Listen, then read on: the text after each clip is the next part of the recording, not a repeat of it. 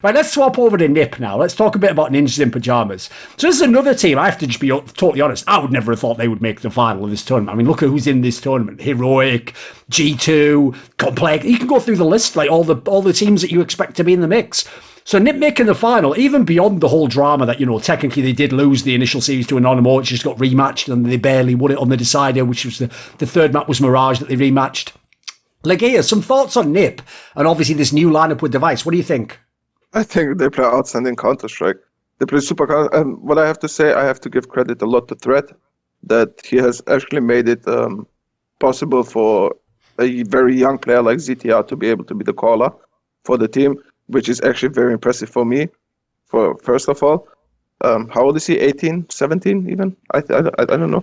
But I think they play super good Counter-Strike, way better than I actually thought they will. And I think it's actually the mix of the team. And also, I personally believe in this case, we are in the honeymoon phase right now with Device playing with these guys. It gives you a huge mental boost and like motivational boost playing with such a player when you're actually, especially that young. And probably it's also been a dream for all the players. Like it's been probably in talks for a while that he's going to be joining NiP, and it actually happened. It happened for them in the perfect timing. And I think they're riding this wave right now. But it just comes in the end towards how long can they keep riding this wave. And if they win this tournament, they have very good chances, I think, to keep riding this wave.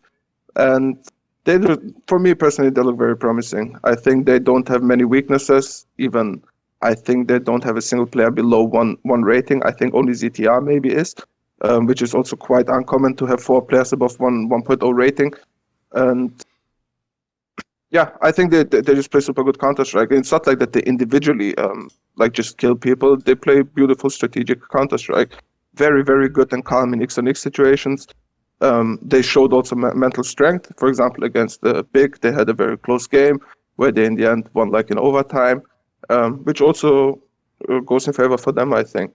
Like especially because we have, with Mousebots and NiP, I think we have 2 teams that are fairly inexperienced players. Like 2 or 3 players are always that haven't really played on the very top yet. Yes. And that makes also the game much more interesting for me to see how are they going to be able to like the mindset of the players, how it's going to affect them.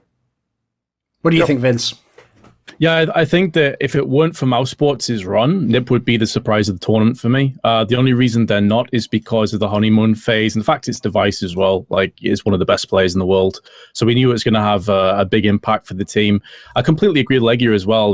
There's a very different style, I think. That stylistically, this is going to be a very interesting game to watch, where Mousesports have 5 incredible individual performers that don't necessarily have the deepest strat pool. I mean, it's no disrespect to Mousesports. They typically don't need one with some of the players they have, whereas NiP definitely are more leaning towards that direction. So it's going to be an interesting stylistic clash, and I would love to see NiP continue this. I think Rez in particular, obviously Device is going to get a lot of the plaudits for understandable reasons, but Rez has been one of their standout players for the longest time now. Like, his stats don't lie. He's a very, very accomplished player and a solid one, and I think Device's inclusion into the team, if anything, now will allow Rez to shine that little bit brighter, because he doesn't have to do it all alone. He doesn't have to have games where he's just going 30 plus kills.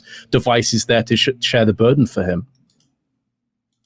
Yeah, I actually think the interesting thing about this team is, like, to me, I put all the burden mainly on Threat and how he sets the team up, because these are the players he essentially got to pick, and he's had a lot of time with some of them, the ones that didn't just join recently, to mold them and do whatever he wants to them. And obviously, in the online era as well, I suspect he obviously could even call the games if he wanted early on. He could settle them in nice and easy. So I expect Device to play how Device is going to play. I actually think he already has. Like, after he got over the problems with the NiP Anonymous thing, where he did seem like pressure got to him a bit, the rest of the games he's had pretty good stats in. He's looked like one of the best players on the server. The only problem I have is I know Device himself sold that angle that he was going there because it's his chance to be number 1 and be more individual and stuff. Like, I don't personally know if that's going to happen. Like, I don't know that Device's game, it's like, he's not like the super hard carry like those like alien players like Ziwu and Simple and Nico are. Like, to me, they're just a different mentality in the game. I don't think you have to be in this team though. That's why I say I put it on Threat. If Hampus and Threat do a good job, they can set the team up, they have a decent map pool like we've seen, they've tried to play tactical Counter-Strike before they got Device.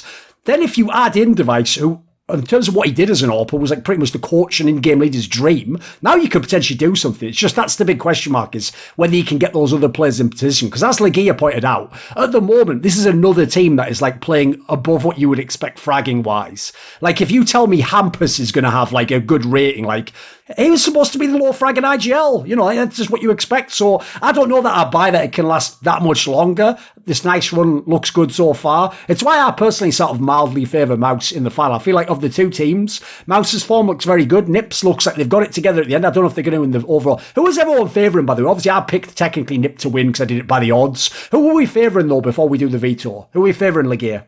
I'm going with NiP. I'm going with NiP.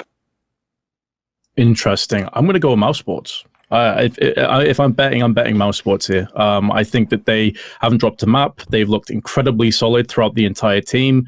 And when you're basing something on a honeymoon period, all it takes is for like one map to go very awry, and suddenly maybe some question marks start coming in, maybe some doubts start coming in, maybe the players hitting the shots have a bit more of a quiet performance. And that's where I think Mouse Sports, they have the depth. Like we said before, the fact that A-Core, you look at his stats, don't look that good.